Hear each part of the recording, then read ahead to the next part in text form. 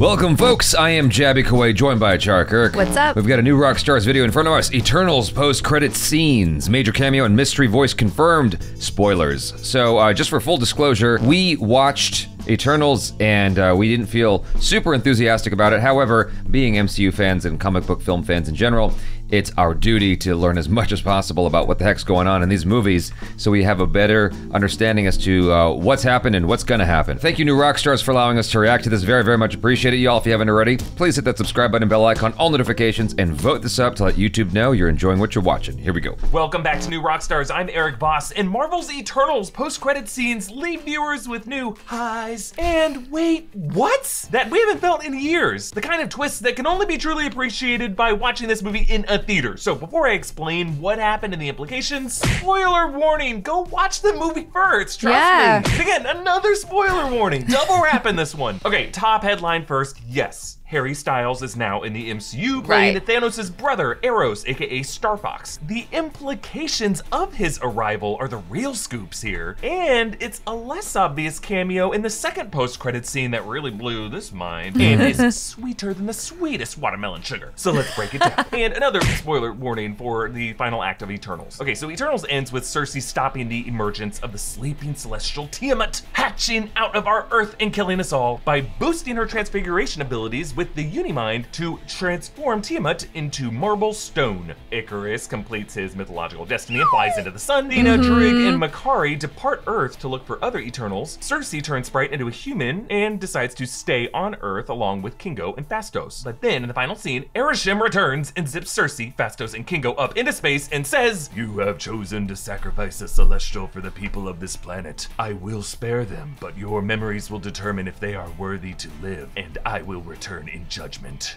And then they all disappear into a black hole, leaving Dane Whitman back on Earth alone. Now the first post-credit scene picks up with the three in the Domo, who worry about their lost contact with their friends back on Earth, but then a little light glimmers in the corridor, and through this portal tumbles Pip the Troll, voiced by Patton Oswalt. He announces, "Behold the royal prince of Titan, brother of Thanos, defeater of Black Robert." And then the guy goes, "Roger." He goes, "Oh right, defender of Black Roger, the great adventurer Star Fox." And then Harry freaking Styles enters as Eros, aka Star Fox, and says, "What a pleasure to make your acquaintance, my fellow Eternals. You know you really don't have to do the whole thing every time. I am Eros, this is Pip, and you are as beautiful as legend says, Thena. Your friends are in big trouble, and we know where to find them." And he reveals he has his own golden sphere to communicate with the Celestials, and he flashes a horny smile. Cue, foreigners. Feels like the first time. So Eros, aka Star Fox, and Pip were both creations of Jim Starlin, the guy who created Thanos. In Greek mythology, Eros is the god of love and sex. That's right. And in the Marvel Comics, he can control the emotions of others. He's kind of a creeper, a total horn dog, which makes casting the super likable Harry Styles in this role just really works. Now, we should say at one point Eros was put on trial for sexual assault defended by She-Hulk. What? Don't count on that being in the MCU though. Really, the guy is an Eternal of the planet Titan and brother to the Mad Titan Thanos.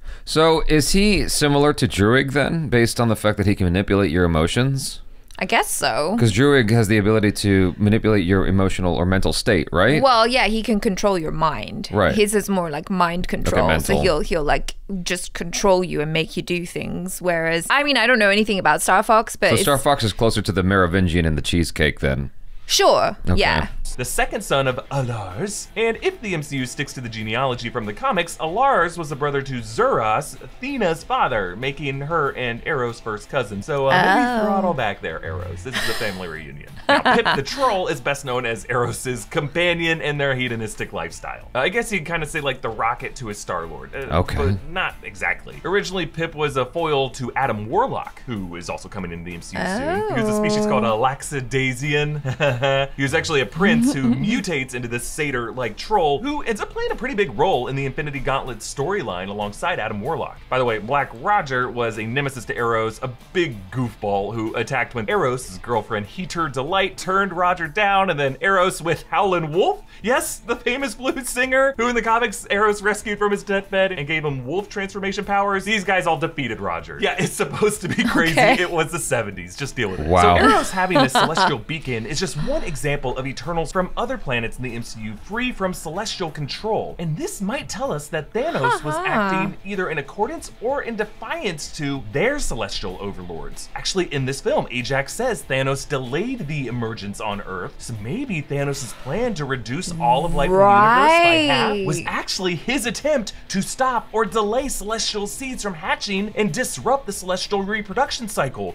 This is what I was suggesting in the live stream. Yeah. I didn't know if Thanos had any sort of foresight and, you know, as to what the overarching plan was of the Celestials. I was making the point in the live stream that we did talking about Eternals. It was a spoiler live stream talk that he did delay things. I mean, it's what's her, Salma Hayek literally says it in the movie. My argument was Thanos was right because by snapping out half the population, he stopped something end of the world destructive from happening to us. You know? Right. Yeah. It's like the lesser of two evils almost. Like which one's worse? You know, snapping out half of the universe or allowing the celestial to be born. And I mean, I suppose there is an argument for the latter. I mean, Sintel was arguing that, so you're just stopping the birth of a celestial when celestials like bring life to other universes or something like that, you know? And so it's like, well, what do you do? But what Eric Voss is saying here is that, you know, it seems that there are other Eternals on other planets who have broken free of their masters per se and are just out there doing their own thing. So yeah, possibly Thanos was just, maybe he was trying to help. Well, I think the bigger question is how many Eternals have not only broken free of their masters, but disobeyed their masters. Yeah.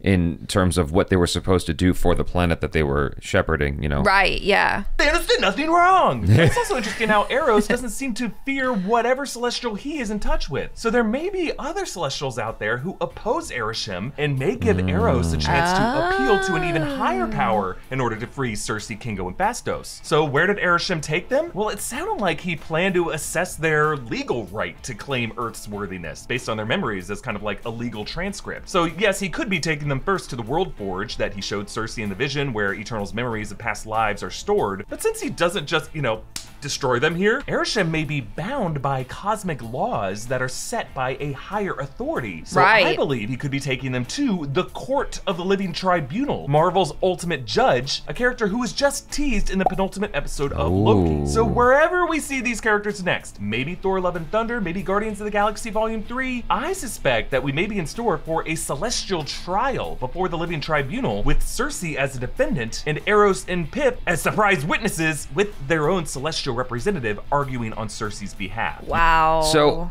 you know, I've been very, very vocal about the fact that I didn't love Eternals, the film. However, you know, watching this video, at least thus far, it's getting me excited again about these bigger concepts that are going to be explored, I mean, potentially explored in the MCU, because I still love these ideas. I just didn't like the execution of the ideas within the Eternals film, but I still think there's a lot of potential to go from this point. Yeah, and I mean, that's exactly what I thought at the end of the movie. Like, there were some things that I enjoyed, but also just all of the implications coming forward from this film. I feel like it's really, really important, and it's going to be an important one in the MCU. Whether or not you really enjoyed it and it's up there as your favorite Marvel movie doesn't matter. You do need to watch this in order to kind of see where it's going forward. Right, to have any sense of story continuity for yourself. Yeah, exactly. You thought these things were weird? I think it's about to get a lot weirder. Now, the second post-credit scene centers around Dane Whitman, who gets sidelined for most of the film, aside from Cersei giving him a ring from the Middle Ages that bears his family crest, the raven emblem of the Black Knight, Sprite and Thena talking about the ebony blade and Excalibur, and references to Dane making peace with an uncle and that his family history is, quote, complicated. In the Marvel Comics, Dane Whitman is one of the heroes to carry the title of the Black Knight, a warrior with ancestral roots to Sir Percy of Scandia, a contemporary of King Arthur, and he's known for carrying the badass sword of the ebony blade. But now, in this scene, he opens a box marked with the raven emblem from his ring, and on the inner lid is carved the Latin phrase Mors mihi lucrum, which Dane reads aloud, and it translates to, death is my reward. And then Dane works himself up to open this box, and inside is the ebony blade, which as he touches it has an organic weave that reaches out to greet his finger. So this isn't just a sword, it's like a living weapon in the vein of Excalibur, or maybe the sword carried by Gore the God Butcher, Christian Bale's character in the upcoming Thor 4, Thor Love and Thunder, which in the comics was the same weapon that beheaded the Celestial Nowhere. Perhaps in the MCU, the ebony blade Blade has the same kind of lethality to Celestials, giving Cersei even more hope for being rescued. But then, my favorite part of this, we hear this voice behind Dane. Are you sure you're ready for that, Mr. Whitman? Now, my first thought was that this was Jeffrey Wright, the voice of Uatu the Watcher in What If, who does love to suddenly drop in on heroes as a voice from nowhere, just like this, to recruit them for like multiversal missions, and I think the Black Knight would make a pretty good candidate for Battleworld and Avengers 5 Secret Wars, but listening to it more closely, I realized this is totally the voice of Mahershala Ali, confirmed as Blade in the MCU back at Comic-Con 2019 when Kevin Feige first introduced the Eternals cast. Fandom's Eric Goldman reports a quote from Chloe Zhao and from Kit Harington confirming that it is indeed Mahershala Ali Blade in the scene. So Blade and Dane Whitman were both on a team called MI13, a British agency set up to deal with paranormal threats. On this team, Whitman realized that he was actually wielding a fake ebony blade that was forged by Dracula, Blade's nemesis. And Whitman's time on MI13 is actually set during Secret Invasion. He uses this weapon to slaughter Skrulls and Super Skrulls. Now, vampires were teased earlier in Eternals by Kingo. Actually, when we first met, he thought I was a vampire, and he tried to stake me through the heart. We should also point out that it looked like Skrulls came up during Ereshim's revelation of all the truths to Cersei. But a bit of background on Blade. Blade was born to a mother who was bitten by a vampire mid-delivery, making him born half human and half vampire, giving him vampiric qualities, and he begins vampire hunting foes like Dracula, Deacon Frost, and then gets bitten by our buddy Morbius. Big week for him. A bite that gave Blade all the classic strengths of vampires, but none of the weaknesses, and he goes by the alias of Daywalker. So now it seems like Dane's next appearance in the MCU could be in the Blade film. Oh my God. Announced yet, but potentially November 2023, or maybe even sooner, like in Secret Invasion on Disney+.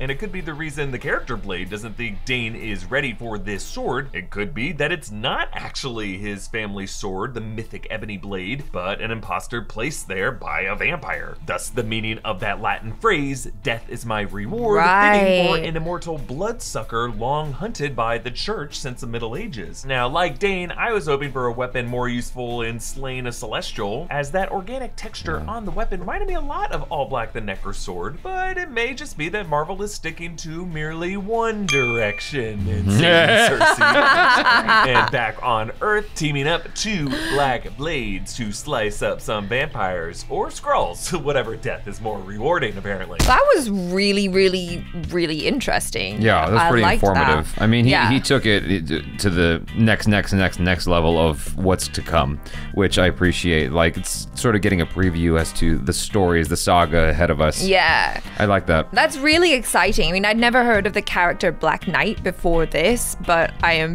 digging it. Like anyone who's, you know, like a knight with a sword, and then he's got a connection to Blade, who I love as well. Like, I'm actually really excited to see how they incorporate Kit Harington into all of this. Right. And we've known for a day or two now that was Mahershala Ali. Yeah. I mean, with Chloe Zhao confirming it and whatnot. We talked at length about our feelings about him and you know, being Blade and whatnot on the live stream, if you guys want to check that out sometime. It's a little bit long though, so just as a heads up, because we talked for like almost 3 hours. Yeah. I'm a big Mahershala Ali fan. I think he's a great actor. Yeah. So I'm looking forward to seeing what he does, and it's cool that it was his voice at the end. I heard competing rumors about whose voice that was at the end of the movie, but if Chloe Zhao is confirming it, then you know, for sure. That makes sense as well, just kind of with the direction that Eric Voss is saying. I'm like, yeah, that's cool. Like, it's all kind of tying in, and I really like that. Just to reiterate again, I really appreciate the concepts of the Eternals and where that story is headed potentially, because, you know, just this sort of epic scale of beings that are, you know, unfathomably huge. Yeah. That are responsible for so much of what has happened and what will happen in the universe. I think that's such a fascinating thing to explore. I just wish that Eternals had broken up its stories into, its story rather, into chapters rather than trying to compress a whole bunch into this one film. Because it had a lot of work to do, and you can feel it. You can feel like it's all the exposition, all its rushing, and I feel like it really hurt the potential of the film. So my hope is that Kevin Feige and Marvel, Disney, whatever, learns from this and hears the feedback from the audience that I don't know. There's a lot of people that like the movie a lot. Yeah. But you know, it's starting to look like the people who didn't like it are the minority. It's mainly the critics that had issues with it. Right. Yeah. And who cares what critics say anyway? But I think that Disney does care. Otherwise, they wouldn't have hired Chloe Zhao to begin with. I think they do care what critics feel. I think that while they care about money more than anything, I think there is a bit of concern with how the story's being told, and I'm hoping that they're gonna take some notes and be like, okay, well, here's how we'll approach this stories going forward. I feel like there's a lot of material here that could lead to some fascinating stories, if done right. With these concepts that are so big, because even in his breakdown, Eric Voss, I was getting almost overwhelmed before he moved on to the next idea. Right. I was like, okay, these concepts are so huge, and to put it into a narrative that is digestible and interesting and fun, that's a tall order. And so, no pun intended, I guess, given how tall the Celestials are. I'm very, very, curious to see where everything goes. Thank you again to Eric Voss and New Rockstars for allowing us to react to this and educating us. Really appreciate it. Y'all, if you haven't already, please hit that subscribe button, bell icon, all notifications, and vote this up to let YouTube know you're enjoying what you're watching. I'm Jaby Koay. This is ACHARA KIRK. Peace out.